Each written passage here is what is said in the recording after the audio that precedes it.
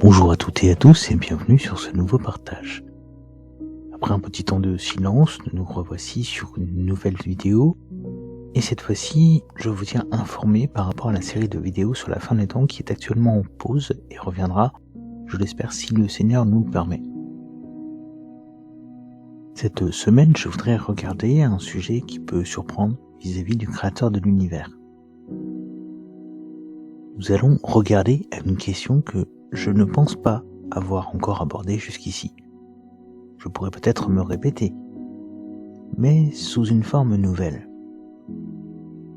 Je désirais au départ l'aborder dans un format court et je me suis rendu compte que cela n'est pas possible en raison de l'importance du sujet.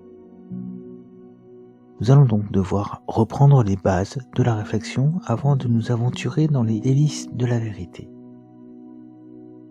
Si Dieu existe, qui l'a créé ? Pourquoi Dieu interviendrait-il dans notre monde ? Comment Dieu s'est-il manifesté ? Dieu est-il un Dieu en action ou un Dieu qui réside au loin et regarde les hommes se débrouiller seuls ?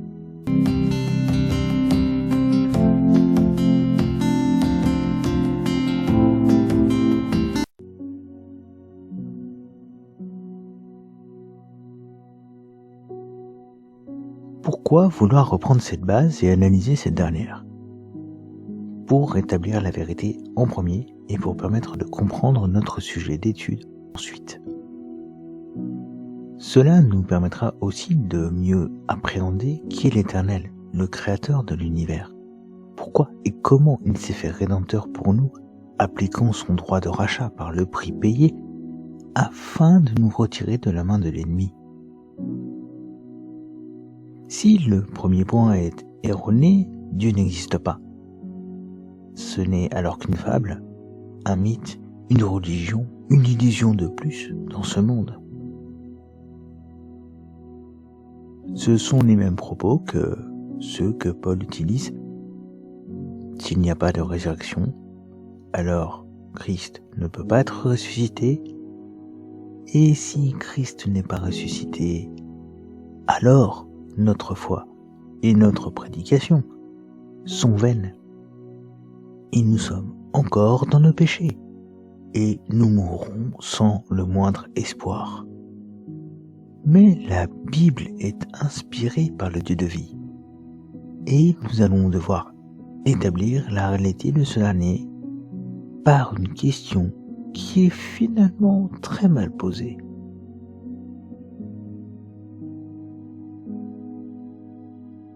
Une question qui peut en choquer certains et qui semble légitime pour d'autres. J'ai achevé l'introduction en disant qu'elle était mal posée.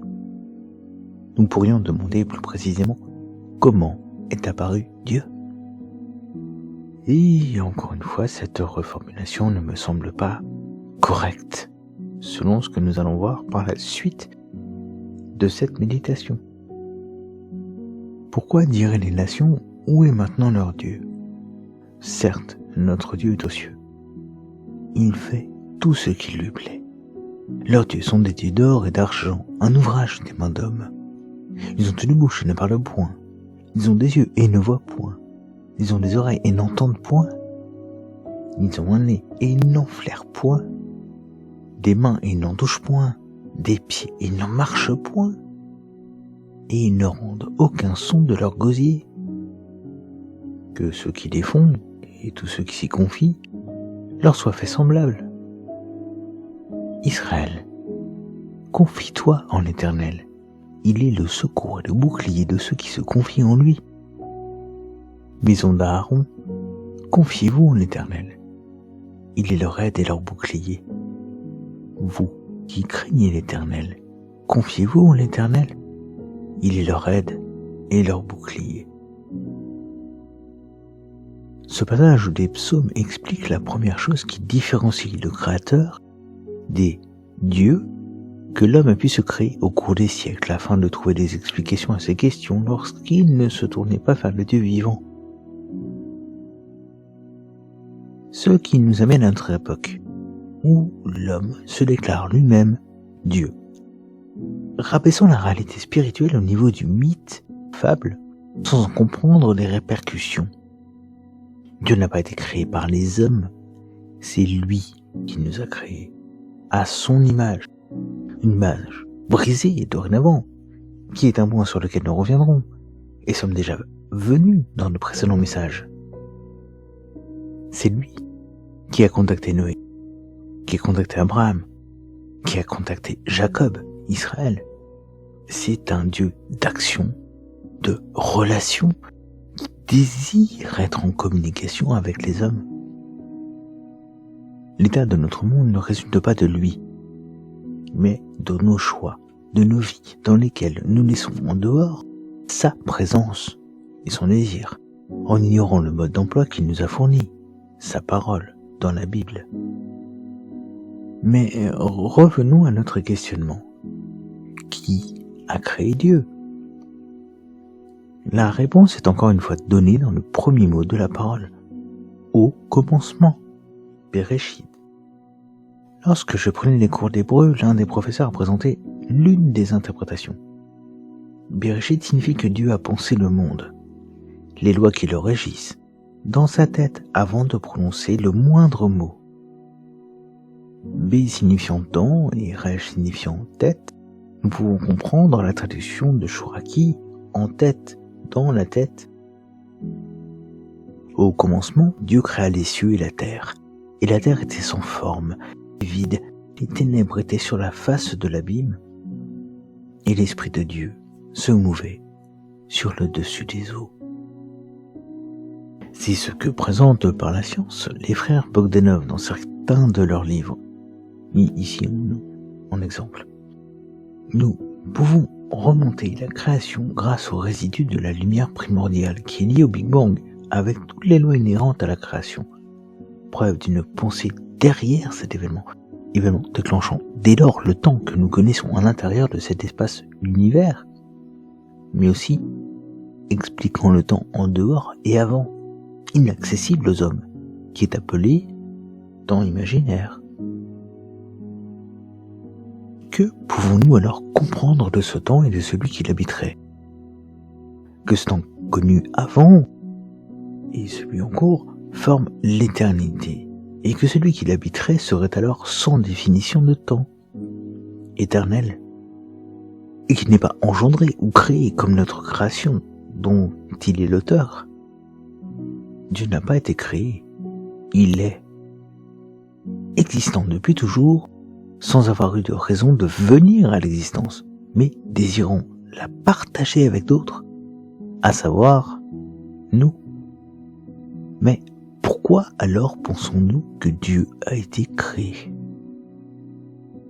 En pensant de la sorte, nous réduisons le Créateur à l'une des composantes de l'univers, alors qu'il en est en dehors, car il en est l'auteur, tout comme le réalisateur d'un immeuble ne fait pas partie de l'immeuble. Non, mais nous reconnaissons l'existence de ce dernier. Il n'en subit donc pas les lois. Et comme le rappelle Yeshua Jésus, Dieu est esprit, et non un être formé, limité dans un corps.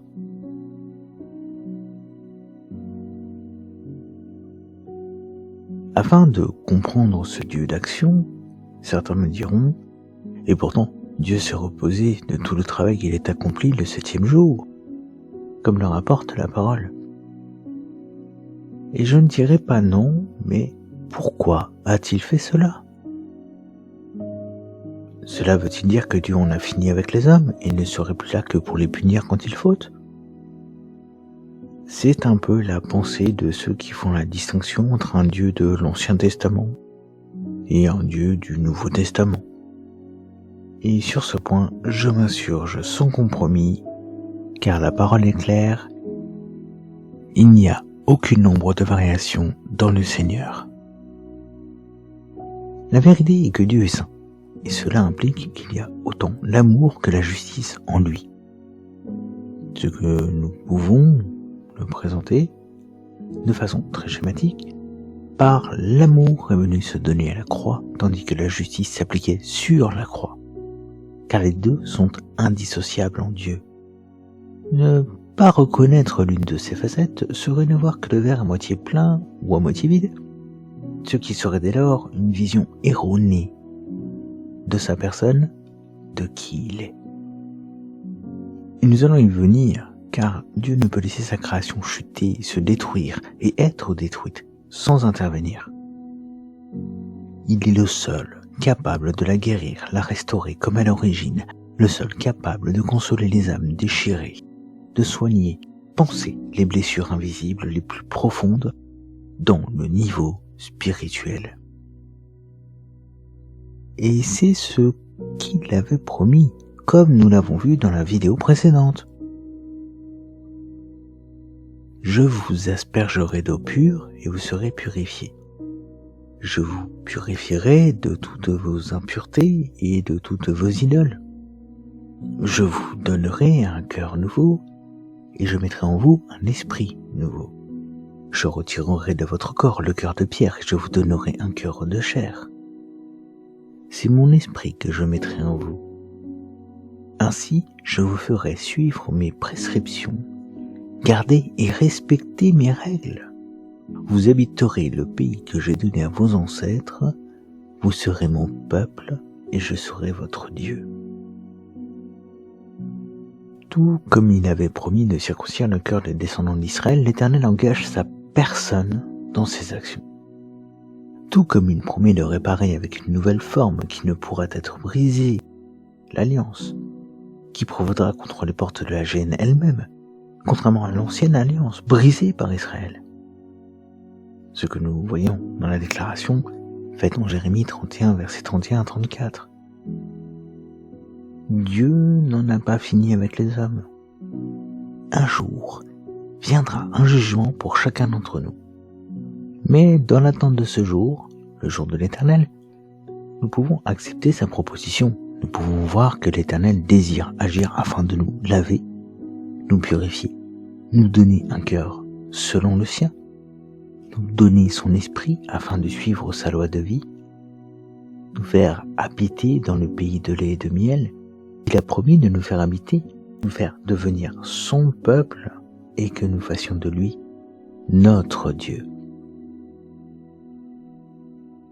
L'Éternel marchera lui-même devant toi.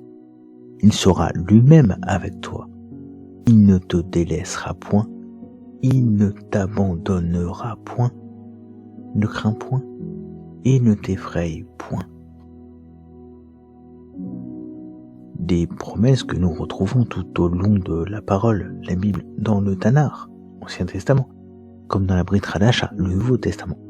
Ce qui fait que le personnage principal de l'histoire apparaît bien au premier chapitre, non à sa fin, mais dès son début, à savoir le Créateur. C'est la raison pour laquelle nous le voyons en action.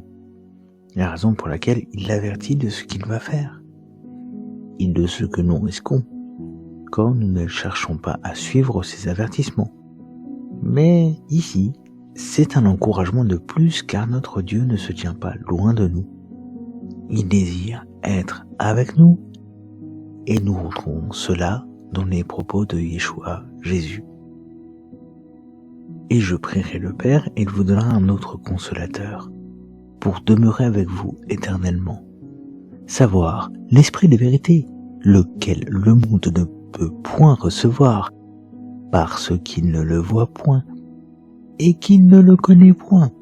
Mais vous le connaissez, car il demeure avec vous, et il sera en vous. Je ne vous laisserai point orphelin, je viendrai vers vous. Nous pouvons remarquer que Yeshua relie la présence de la Ruach Kodesh, l'Esprit Saint, en nous, avec le fait de ne pas nous abandonner. Cela revient avec l'action que désire faire en nous l'Éternel, comme nous venons de le voir. Il n'est pas question de nous laisser hors de cette action, de laisser Dieu agir en disant « c'est cool, je n'ai pas de part à faire dans cette histoire ». Au contraire, nous n'irons pas tous au paradis, contrairement à ce que certains chantent. Le prix payé pour le rachat de notre âme est grand, et l'action de Dieu implique un effet visible sur nous, la repentance. La recherche de la face du Créateur afin de le connaître, ce qu'impliquent les mots, lequel le monde ne peut point recevoir parce qu'il ne le voit point et qu'il ne le connaît point, mais vous le connaissez car il demeure avec vous et il sera en vous. Cette recherche de connaissance implique que l'action de Dieu de venir vers nous doit provoquer, même si par le biais du libre arbitre nous pouvons toujours refuser, une réaction de notre part, la repentance, ou teshuva, retour vers l'Éternel, l'écoute de sa voix, le fait de regarder et placer notre foi en lui pour notre secours, l'assurance de notre salut. Le peuple vint à Moïse et dit : Nous avons péché, car nous avons parlé contre l'Éternel et contre toi. Prie l'Éternel afin qu'il éloigne de nous ces serpents. Moïse pria pour le peuple. L'Éternel dit à Moïse : Fais-toi un serpent brûlant et place-le sur une perche. Quiconque aura été mordu et le regardera conservera la vie. Moïse fit un serpent d'airain et le plaça sur une perche. Et quiconque avait été mordu par un serpent et regardait le serpent d'airain conservait la vie. Ce passage est clair. Quiconque avait été mordu par un serpent et regardait le serpent d'airain conservait la vie. Il nous faut donc regarder ce serpent sur la croix, mais je ne viens pas de dire qu'il fallait regarder à Dieu. Et plutôt, n'ai-je pas dit que les fabrications des hommes ne valent rien, ce sont de fausses divinités sans capacité, car elles ne sont pas vivantes. Je reviendrai sur un point qui me perturbe et devrait nous interroger. L'Éternel dit à Moïse : Fais-toi un serpent brûlant. N'aurions-nous dû pas lire à la place : Fais-leur, ou bien faites-vous? Mais il est écrit que Dieu a dit : Fais-toi. Pourquoi Moïse doit se faire pour lui et non pour les autres, alors que nous savons que quiconque regardera le serpent sera sauvé? Nous avons déjà présenté ce passage comme étant tout autant historique que prophétique.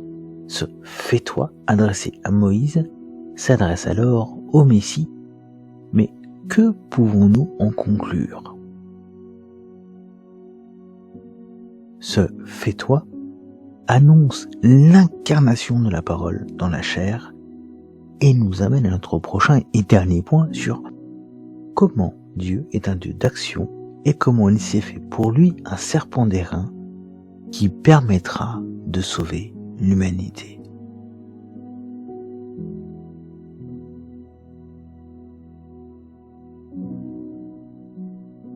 Or, comme Moïse éleva le serpent au désert, ainsi il faut que le Fils de l'homme soit élevé, afin que quiconque croit en lui ne périsse point, mais qu'il ait la vie éternelle.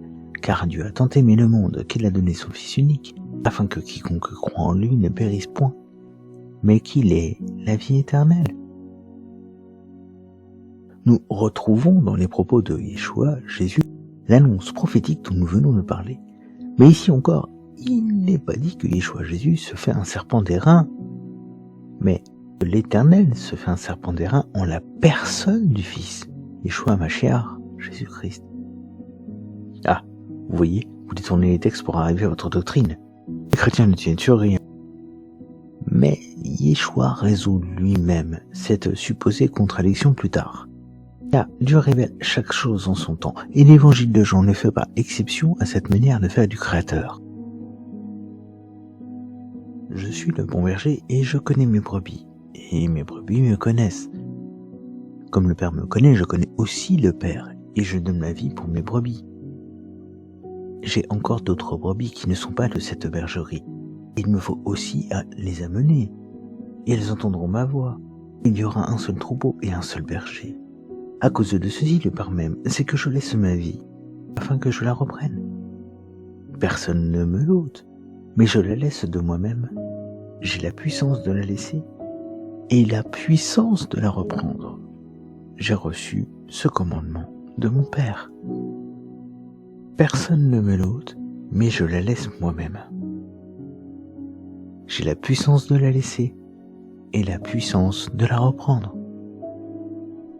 Voilà comment Mashiach, le Messie, se fait pour lui un serpent d'airain. Il se donne à la croix et ressuscite lui-même 3 jours plus tard. Nous comprenons que les actions que Dieu fait dorénavant sont des actions qui coûtent. Tout comme, mais pas autant, notre réaction va nous coûter en clouant notre vieil homme à la croix, en passant par le baptême et en suivant le Seigneur.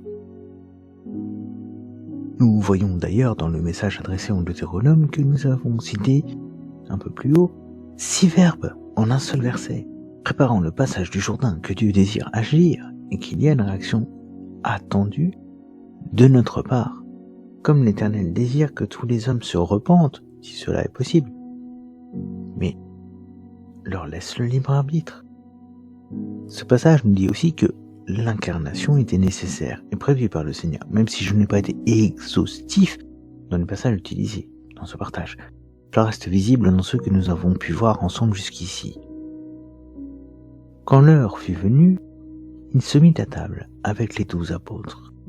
Il leur dit : « J'ai vivement désiré manger cette Pâque avec vous avant de souffrir, car je vous le dis, je ne la mangerai plus jusqu'à ce qu'elle soit accomplie dans le royaume de Dieu. » Puis, il prit une coupe, remercia Dieu et dit : « Prenez cette coupe et partagez-la entre vous, car je vous le dis, désormais je ne boirai plus du fruit de la vigne jusqu'à ce que le royaume de Dieu soit venu. » Nous voyons que Yeshua, Jésus, exprime un désir important qui reflète la pensée de Dieu. Il ne peut y avoir de royaume de Dieu sans la présence des hommes, et c'est le désir de l'Éternel d'avoir des personnes y résidant qui désirent en retour sa présence, qui désirent en retour reconnaître ce qu'il fait pour eux et ce qu'il a prévu pour eux dans leur vie, ici et dans la prochaine terre et le prochain ciel. Le fait de ne plus manger avant la réalisation de le royaume, restauration complète, tikkun haolam, le fait de ne plus boire jusqu'à la venue du royaume est la preuve que cette action est l'expression même de l'amour de Dieu pour nous, sa création. Il s'est fait pour lui, comme le dit la parole en Genèse 50:20, afin de sauver un peuple nombreux. Christ nous a racheté de la malédiction de la loi, quand il a été fait malédiction pour nous, car il est écrit « Maudit quiconque est pendu au bois », afin que la bénédiction d'Abraham se répandît sur les gentils, par Jésus-Christ, et que nous reçussions par la foi l'Esprit qui avait été promis. Nous arrivons à la fin de cette méditation, et je voudrais revenir encore une fois sur ce don gratuit venant de Dieu, pour chacun d'entre nous, afin que les uns se rappellent, moi compris, afin que les autres y réfléchissent et prennent la décision de revenir vers le Créateur, afin de vivre avec lui dans la vie éternelle. Nous pouvons encore faire ce pas, même s'il nous coûte notre ego. Ce que cela nous rapporte sera bien plus que tous les trésors de ce monde, que tous les têtes d'or que nous pourrions recevoir ou voir ce monde contenir et nous proposer temporairement. Le Dieu d'action vous appelle à revenir à son image, vous en donnant le pouvoir, en choisissant d'agir à votre tour, plutôt que de laisser la loi de ce monde vous garder en esclavage et vous mener à la mort. Le salaire qu'elle vous cache et qui est prévu pour vous en raison de vos péchés, mais qui est le seul salut qu'elle pourrait vous proposer, puisqu'elle est mensongère, car elle n'est pas capable de donner la vie. Seul celui qui a ressuscité en est capable, et vous en fait le don, gratuit. C'est un cadeau, pour vous, car il a vaincu la mort et son aiguillon. Et lorsque vous étiez mort dans vos offenses et dans le prépuce de votre chair, il vous a vivifié ensemble avec lui, vous ayant gratuitement pardonné toutes vos offenses, en ayant effacé l'obligation qui était contre nous, laquelle consistait en des ordonnances qui nous étaient contraires, et laquelle il a entièrement abolie, l'ayant attaché à la croix, ayant dépouillé les principautés et les puissances qu'il a produites en public, triomphant d'elles, on la croit. Je vous donne rendez-vous lors de la prochaine vidéo. D'ici là, n'hésitez pas à vous abonner pour être tenu au courant de la prochaine sortie, à vous rendre sur le site internet pour lire l'ancien partage, télécharger les livres mis à disposition, ou laisser un commentaire tant qu'il reste poli. Que l'Éternel vous bénisse et vous garde.